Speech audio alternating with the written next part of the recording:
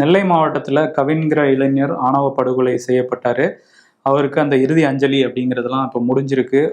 ரொம்ப நீண்ட போராட்டத்துக்கு அப்புறம் தான் அவங்க வந்து நீதிக்கு நெருங்கி போக முடிஞ்ச ஒரு சூழல் தான் நம்ம பார்த்தோம்.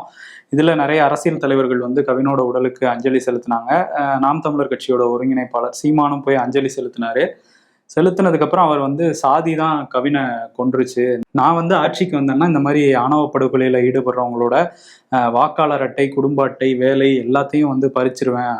தண்டனைங்கிறது தனி, இது வேற அப்படிங்கிற மாதிரி பேசியிருந்தாரு.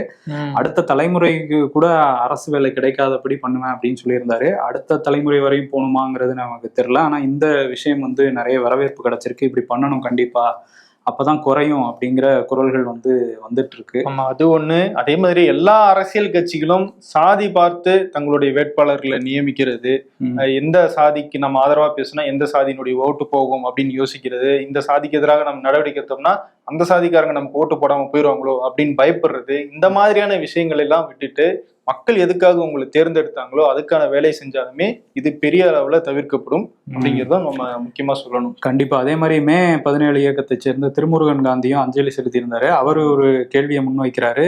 நெல்லை மாவட்டத்தை சேர்ந்தவர் தான் பாஜக தலைவர் நயினார் நாகேந்திரன். பாஜகல இருந்து யாருமே வரல, அவங்கதான் எப்பவுமே இந்து தர்மத்தை காப்பாத்துவோம் அப்படின்னு சொல்லுவாங்க. இதுல வந்து கொன்னவனும் ஹிந்து, செத்தவரும் ஹிந்து தான். அப்படிங்கும் போது நீங்க ஏன் வரல அப்படிங்கிற கேள்வியை வந்து வச்சிருக்கிறாரு. ஆமா, முதல்வர் ஸ்டாலினுமே அஜித்குமார் விவகாரத்துல அவங்களுடைய குடும்பத்துக்கு கால் பண்ணி மன்னிப்பெல்லாம் கேட்டாரு. ஆனால் இந்த கவினுடைய மரணத்துக்கு ஒரு அறிக்கை கூட அவர் விடல. அட்லீஸ்ட் கவினுடைய குடும்பத்துக்கு சொல்லாட்டி கூட ஒரு ஆணவ படுகொலையை கண்டிச்சாவது ஒரு வார்த்தை பேசியிருக்கலாம். முதலமைச்சர் அதை சொல்லல.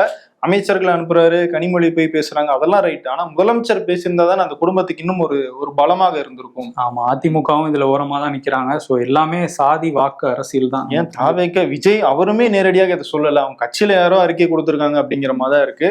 இதுதான் தமிழ்நாட்டினுடைய அரசியல் நிலவரம். எவ்வளவு தூரம் சாதியாக அவங்க பிரிஞ்சு இந்த தேர்தல்களை எல்லாம் சந்திக்கிறாங்க அப்படிங்கிறது நமக்கு பட்டவர்த்தனமா தெரியுது.